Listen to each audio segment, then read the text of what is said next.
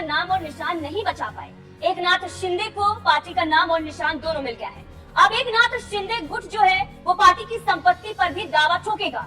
मातोश्री इसके साथ ही 82 जगहों पर जो दफ्तर है शिवसेना के वो सारे अब एकनाथ शिंदे के पास जाएंगे। इसके साथ ही 150 करोड़ का जो पार्टी फंड है वो भी एकनाथ शिंदे गुट के पास जाएगा। एक बड़ा सवाल खड़ा हो रहा है। इसके साथ ही आपको बता दें कि उद्धव ठाकरे और संजय राउत ने चालाकी करते हुए जो पार्टी का फंड है उसे भी ट्रांसफर किया है, लेकिन क्या वो कामयाब हो पाएंगे? 150 करोड़ का जो फंड है, इसके साथ ही शिवसेना की अलग अलग जगहों पर दफ्तरों की जो संपत्तियां हैं वो बचाने में उद्धव ठाकरे बचा पाएंगे या फिर उद्धव ठाकरे अपनी संपत्ति गवा देंगे? एक बड़ा सवाल। और किस तरीके से उद्धव ठाकरे ने चालाकी की है, क्या चालाकी उनकी कामयाब हो पाएगी, इस रिपोर्ट में आपको विस्तार से बताएंगे।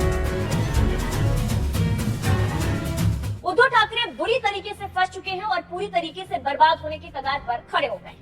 उद्धव ठाकरे ने जिस तरीके से चालाकी करते हुए अपने विचारधारा से अलग जाकर सत्ता उन्होंने पाई, सरकार बनाई, वो उनको महंगा पड़ गया। उनके खुद के जो नेता है वो बगावत कर गए, सत्ता तो गई ही, पार्टी भी गई और अब उनकी संपत्ति भी जाएगी। मातोश्री को लेकर कई बड़े दावे किए जा रहे हैं, लेकिन मातोश्री में किस तरीके से शिवसेना के जो संस्थापक थे बाला साहब ठाकरे ने हिस्सा लगाया था और किस किस का हिस्सा है और उद्धव ठाकरे का उसमें कितना कुछ है, इस बारे में आपको विस्तार से बताएंगे। दरअसल चुनाव आयोग ने बड़ा फैसला सुनाते हुए शिवसेना नाम और निशान तीर कमान एकनाथ शिंदे को सौंप दिया है।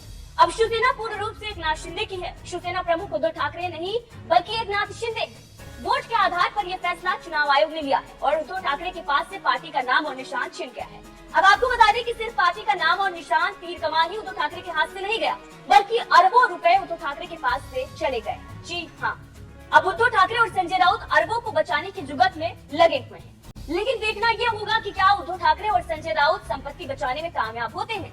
दरअसल चुनाव आयोग के फैसले के बाद से ही शिवसेना की सभी संपत्तियों से उद्धव ठाकरे को हाथ धोना पड़ेगा। शिवसेना भवन से उद्धव ठाकरे को हाथ धोना पड़ सकता है। तीर कमान शिंदे गुट के पास आने के बाद अब शिंदे गुट 150 करोड़ के पार्टी फंड और इसके साथ ही बाकी संपत्तियों पर दावा करेगा।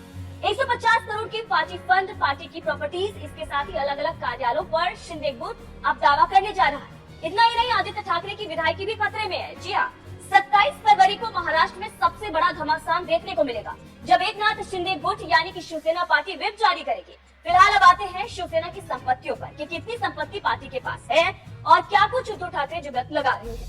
दरअसल एडीआर की रिपोर्ट के मुताबिक शिवसेना के पास 334 करोड़ 46 लाख रुपए की संपत्ति है। अब इस संपत्ति का इस्तेमाल सिर्फ और सिर्फ पार्टी के कोषाध्यक्ष के हस्ताक्षर से ही हो सकता है। अब चुनाव आयोग के हालिया फैसले को देखते हुए हम दावे के साथ ये कह सकते हैं कि एकनाथ शिंदे गुट का सदस्य पार्टी कोषाध्यक्ष होगा। अब आपको ये भी बता दें कि 22 जगहों पर मौजूद शिवसेना के दफ्तरों पर एकनाथ शिंदे गुट का कब्जा हो जाएगा, क्योंकि कोषाध्यक्ष जो है वो एकनाथ शिंदे गुट से ही होगा। इसके साथ ही मातोश्री के ग्राउंड फ्लोर पर शिवसेना का मुख्यालय है। अब ऐसे में मातोश्री पर भी शिंदे गुट दावा ठोक सकता है। कुछ लोगों का ये कहना है कि मातोश्री पर एकनाथ शिंदे गुट जो है वो दावा नहीं ठोक सकता, क्योंकि वो ट्रस्ट की है। लेकिन यहाँ पर क्या कुछ सच्चाई है उसके बारे में हम आपको बता दें। दरअसल बाला साहब ठाकरे ने मातोश्री की पहली मंजिल शिवसेना के नाम पर कर दी थी, वही दूसरी और तीसरी मंजिल उद्धव ठाकरे के नाम पर है। मातोश्री की पहली मंजिल जो है वो जयदेव ठाकरे के हिस्से में आती है और पिछले दिनों आपने देखा जयदेव ठाकरे की जो नजदीकियां थी वो एकनाथ शिंदे के साथ थी। मतलब उद्धव ठाकरे अपने घर की पहली मंजिल गंवा सकते हैं। हालांकि शिंदे गुट ने बाकी संपत्तियों पर दावा ठोकने के लिए कहा है, लेकिन मातोश्री पर दावा ठोकने का फैसला शिंदे पर छोड़ दिया गया है। अब शिंदे के हाथ में है कि वो मातोश्री का ग्राउंड फ्लोर लेते हैं या फिर नहीं।